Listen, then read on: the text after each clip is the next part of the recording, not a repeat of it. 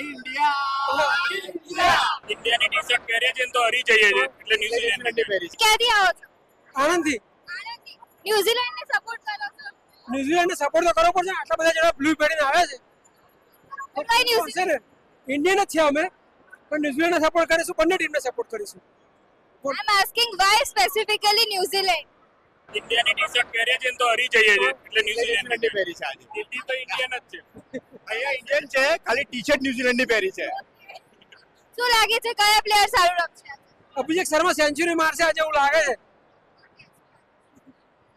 Sanju Sanju